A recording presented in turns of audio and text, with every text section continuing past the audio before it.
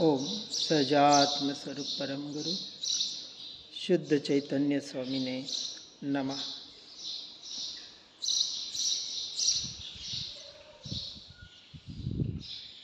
ध्यान के लिए मौन और मौन ध्यान के लिए परद्रव्य पर भावों से हटने का प्रयास,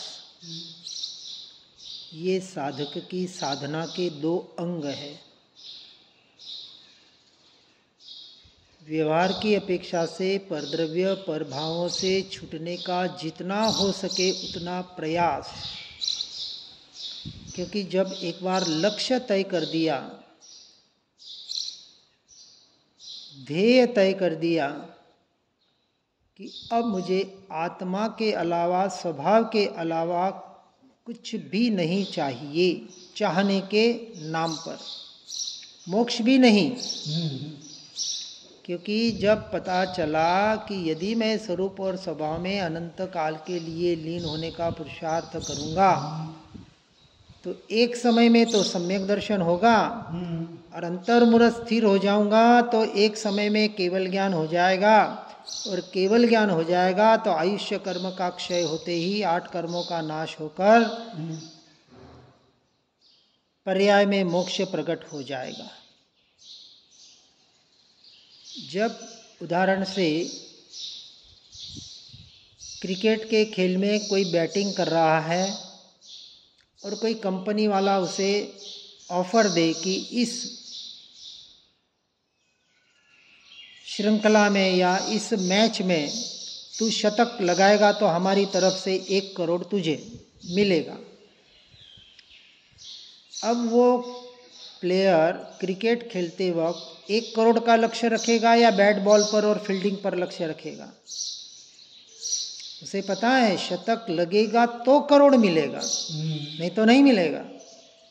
तो बराबर कहाँ बॉलिंग करनी, कैसे करनी, बैटिंग कैसे करनी, कहाँ कौन खड़ा है, बराबर वहाँ ध्यान कॉन्सेंट्रेट करेगा। तो वास्तविक जिसे मोक्ष चाहिए, यानी जिसे करोड़पति बनना है व्यवहार की अपेक्षा से, यहाँ कहा गुणाधिपति, उसे नियम से कंसंट्रेट कहा करना पड़ेगा अपने खेल पर, अपने स्वभाव पर, अपने स्वरूप पर, अपने ध्रुव तत्व पर।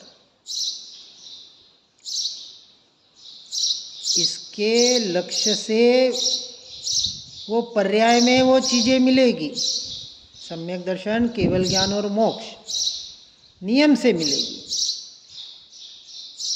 ऐसा श्रद्धान होने के बाद अब वो जीव अपने लक्ष्य पर केंद्र करेगा या पर पे लक्ष्य केंद्रित करेगा? अपने लक्ष्य। सीधी बात है। तो 100 ताले की एक चाबी बता दी गई कि किसी भी प्रकार के, किसी भी तरह से, किसी भी मार्ग से अपने स्वरूप और स्वभाव में लीन होने का प्रयास और पुरुषार्थ करो। बस एक ही कार्य, एक पे ही कंसंट्रेट करो। यदि पर में अपने उपयोग को भटकाओगे तो स्व से भटक जाओगे। इसलिए यहाँ कह रहे हैं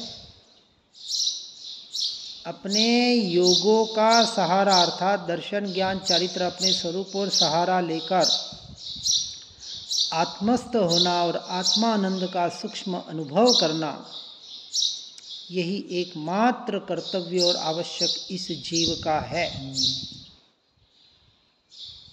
क्योंकि अस्त व्यस्त, ध्वस्त और भग्न ऐसे इस संसार में, अपन घर में जाते हैं ना कभी, वस्तुएं अस्त व्यस्त पड़ी होती है, कभी बाहर गए और बच्चे वस्तुओं को बिखेर देते हैं और कोई वस्तुओं को ध्वस्त और भग्न भी कर देते हैं, तोड़ फोड़ कर देते हैं। तो आते ही बच्चों पे चिल्लाते हैं, गुस्सा करते हैं और गुस्सा करके शांत हो जाते हैं। तो क्या करते हैं? वापस वस्तुओं को व्यवस्थित करते हैं। कोई वस्तु जुड़ सकती है तो जोड़ भी देते हैं, नहीं तो उन फूटी हुई वस्तुओं को फेंक देते हैं। संसार में बराबर करते हैं, लेकिन अध्यात्म क्षेत्र में, धर्म क्षेत्र में कहा कि ये जो तेरा जीवन अस्त व्यस्त हो रहा है पर लक्ष्य से, किसका जीवन? अपनी आत्मा का जीवन, अर्थात यह तेरा उपयोग अस्त व्यस्त हो रहा है और तू शांति और सुख की बातें कर रहा है, आत्मा की बातें कर रहा है, परमात्मा की बातें कर रहा है। अरे भैया, पहले इस अस्त व्यस्त भग्न ध्वस्त जिंदगी को सुधार। जो पर द्रव्य पर भावों में मैं मेरा अपना करके इस उपयोग को अस्त व्यस्त कर दिया है, इस उपयोग को ध्वस्त भग्न कर दिया है, तो मन कैसे शांत होगा? ठीक है, कुछ थोड़ी देर, आधा घंटा बैठ जाए, प्रभु का स्मरण करे, कोई जाप करे, श्वासों का ध्यान करे, कोई मंत्र का स्मरण करे, थोड़ी देर के लिए सुख शांति मिली, ऐसी भ्रांति हो जाएगी। भ्रांति है, वो वास्तविक सुख शांति नहीं है,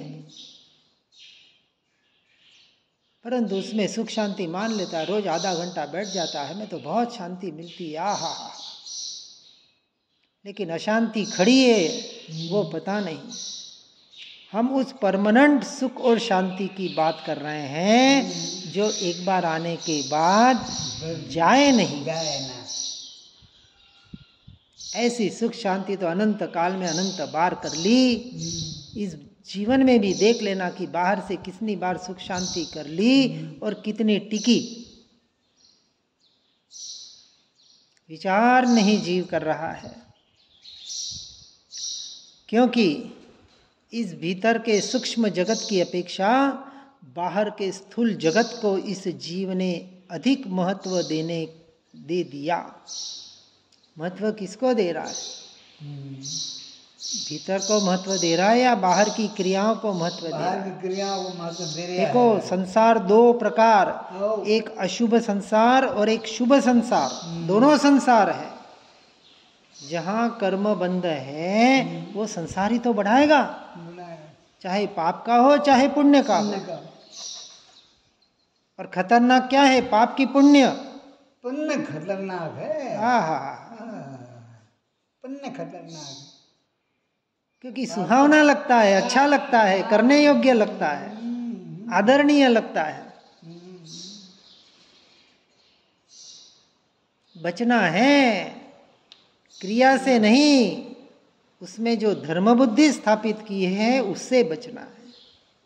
क्रिया तो यथा योग्य होनी चाहिए, कोई निषेध नहीं है, लेकिन उन क्रियाओं का आग्रह हो, उन क्रियाओं में धर्म बुद्धि हो, तो जीव बहुत भटक जाता है और अनादिकाल से धर्म के नाम पर शुभ भावों में ही अटक कर भटक रहा है यह जीव।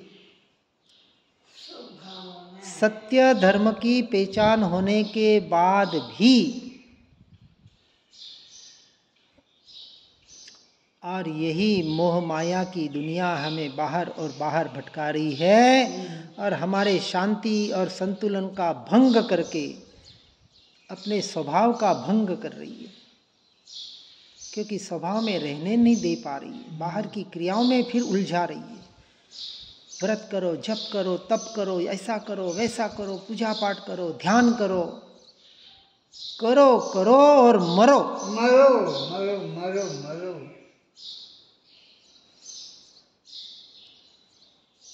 और इस क्षेत्र में मैं आने के बाद भी धन, पद, सत्ता, यश, इन इच्छाओं से रहित नहीं हो पाता। आज हम देख रहे हैं पूरे संसार में संसारी जीव तो उलझ ही रहा है, लेकिन धर्म क्षेत्र में भी आने वाले जिन्हें हम संत पुरुष कहते हैं, इन पद, सत्ता, यश, नाम, इनसे बच नहीं पाते हैं। और जो बच जाते हैं, जो धन्यवाद के पात्र हैं, वो इन समाज संसार सबसे छूट के एकांतवास में एकमात्र अपनी आत्मा की आराधना में लग जाते हैं। वो सच्चे धर्मी, चाहे गृहस्थ अवस्था में हो चाहे किसी भी अवस्था में हो। ऐसे नहीं कहा कि गृहस्थ का अर्थ घर में रहने वाला, घर से छूटा हुआ व्यक्ति भी, अर्थात पांचवा गुणस्थानक तो गृहस्थ का है ना, तो पांचवे गुणस्थान वाला गृहस्थी सच्चा श्रावक आत्मज्ञानी, व्रत प्रतिमा वाला नहीं। व्रत प्रतिमा होगी, लेकिन यहाँ मुख्यतः आत्मज्ञान आत्मरमणता की अपेक्षा से कथन समझना। अनुव्रत प्रतिमा ये तो वीरती व्यवहार का विषय है, वो होगा व्यवहार की अपेक्षा से, लेकिन उसमें धर्म बुद्धि नहीं होगी। धर्म बुद्धि एकमात्र ज्यादा से ज्यादा आत्मरमणता किससे और कितनी हो, कंसंट्रेशन वहां है, मैं अपने उपयोग में, स्वरूप में, ज्ञान स्वभाव में कितना रह पा रहा हूं। और ऐसा साधक सच्चा मोक्ष मार्गी है।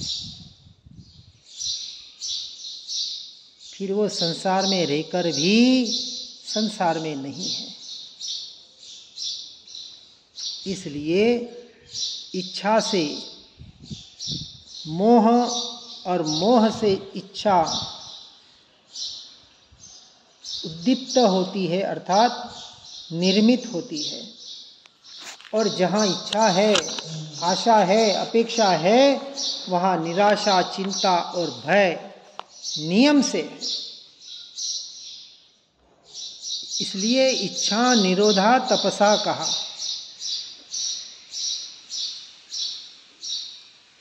मूर्छा को परिग्रह कहा।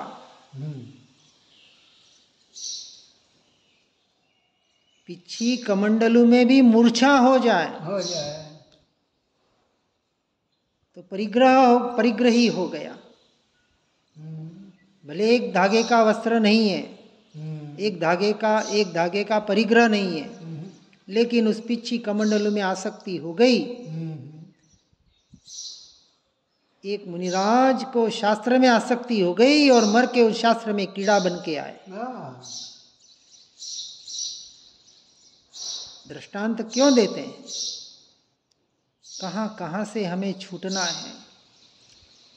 जब कहा मोक्ष की इच्छा भी बाधक है, इच्छा करनी ही है तो स्वरूप रमणता के अलावा कोई इच्छा न हो।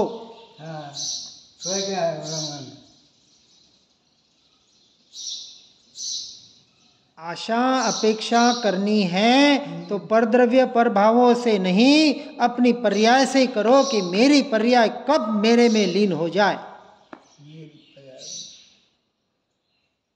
बरोबर।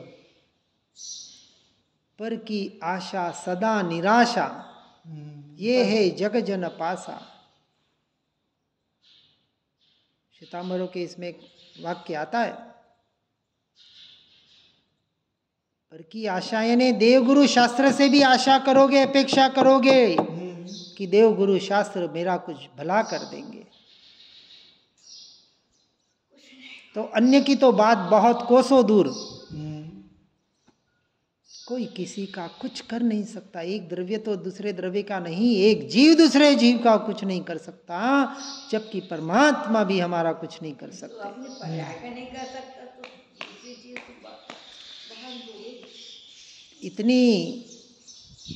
इतना भेद ज्ञान सूक्ष्म से सूक्ष्म होवे और उसके अनुसार उसके श्रद्धान के आधार पर स्वयं से स्वयं की साधना होवे तो काम होगा। इतनी खुमारी, ये अहंकार नहीं है, खुमारी है। खुमारी स्वावलंबनपना कहा उसे, किसी के आलम्बन की जरूरत ना रही। वो जीव सच्चा स्वावलंबी है, क्योंकि उसे सच्चा आलम्बन अपने भीतर ही मिल गया। ज्ञान स्वभाव, एकमात्र आलम्बन, सर्वोत्कृष्ट आलम्बन। अब किसी की जरूरत नहीं। जो मेरी वस्तु मेरे पास, मेरे में पड़ी हुई है, कहाँ जाए ढूंढने।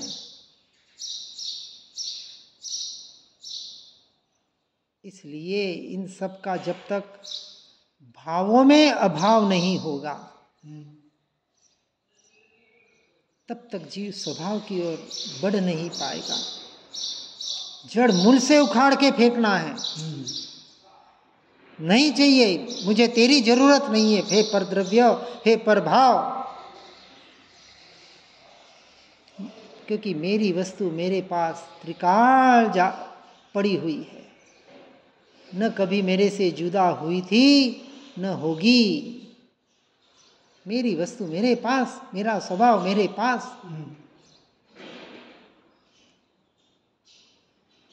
और ऐसे अभ्यास से ही जीव मुक्ति की ओर बढ़ सकता है। नहीं तो ये अनादि काल से संसार का परिभ्रमण, ये जन्म मरण, ये चक्रव्यूह से कभी निकल नहीं पाएंगे। नहीं पाएगा। पहले निर्णय करो, चक्रव्यूह से निकलना है। अब चक्रव्यूह से वो अभिमन्यु के पास तो चाबी नहीं थी, कला नहीं थी। हमें यहाँ देव गुरु शास्त्र, सद्देव सदगुरु सत्शास्त्र पूरी की पूरी कला बता रहे हैं चक्रव्यूह से निकलने की। ये भव भ्रमण रूप चक्रव्यूह, अब इसको तोड़ो, बाहर निकलो। जो इच्छो परमार्थ तो करो सत्य पुरुषार्थ। एक ही पुरुषार्थ। कौन सा पुरुषार्थ? बाहर से कुछ नहीं करना, कुछ नहीं करना, स्वयं में रहना। और भीतर की अपेक्षा से स्वयं में रहने का पुरुषार्थ। देखो, दो बात होगी। अभी स्वयं से स्वयं की स्थिरता तो हम इतनी तीव्रता से नहीं कर पाएंगे, परंतु बाहर से कुछ नहीं करने का काम तो एक बार आप कर ही सकते हो। अरे कुछ नहीं करना, ये व्यवहार की अपेक्षा से अनंत पुरुषार्थ है, क्योंकि मैं कुछ कर सकता नहीं, ये मान्यता वहां दृढ़ होती है। नहीं तो हम करने धरने में लगे हैं, एक दूसरे का नहीं, लेकिन इस बाहर का शरीर को टिकाना, शरीर को टिकाने के लिए बाहर की क्रियाओं को टिकाना, विचार करना। कुछ नहीं करना, यह व्यवहार की अपेक्षा से सर्वोत्कृष्ट साधना मैं मानता हूं। बिल्कुल ठाले बैठे रहो, बिल्कुल कुछ नहीं करना। ऐसे स्थान में जाके बैठो जहां रेडीमेड मिल जाए अपने को जो चाहिए, कुछ विकल्प नहीं करना पड़े। फिर जो मिला, जैसा मिला, ये अच्छा नहीं, वो अच्छा नहीं, ये चाहिए, वो चाहिए, विकल्प को इतना भटका रहा है जीव। कहीं न कहीं शरीर का, कहीं न कहीं इंद्रियों का पोषण कर रहा है धर्म के नाम पर। इससे बचना पड़ेगा। ये भी साधना का एक अंग है। पर से छूटने की एक प्रोसेस है। पर से मैं, मेरा पना, आसक्ति, मूर्छा, राग, द्वेष सब कुछ छोड़ने का एक प्रयोग है, प्रयत्न है, अभ्यास है। जितना हो उतना तो करो। कर्तृत्व बुद्धि बहुत इतनी हमने बाहर कर रखी है। धर्म के नाम पर, क्रियाओं के नाम पर संसार से छूट जाते हैं और आके कहीं न कहीं पर के कर्तृत्व में उलझ जाते हैं। सबसे छूटना है और जितना हो सके उतने स्वभाव और स्वरूप में लीनता का प्रयास और पुरुषार्थ करना, ये निश्चय धर्म। इसलिए कहा, पर से खस स्व में बस, इतना बस, इतना ही करना है। और नहीं तो फिर 84 में फंसना तो तय है।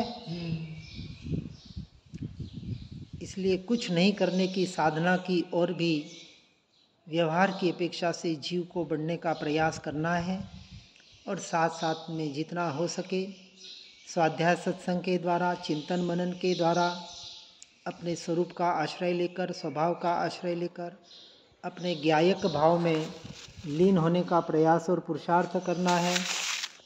हर जीव इस साधना को यथार्थ रूप से अपने भूमिका के अनुसार और पूर्ण रूप को समझने के बाद साधना में आगे बढ़ने का प्रयास और पुरुषार्थ करें। इसी भावना के साथ ओम नमः सिद्धम। श्री जिनवाणी जिनवरवाणी जग जीवों को सुखदानी, मोह विनाशक तत्व प्रकाशक भविक जनों के मन आनी।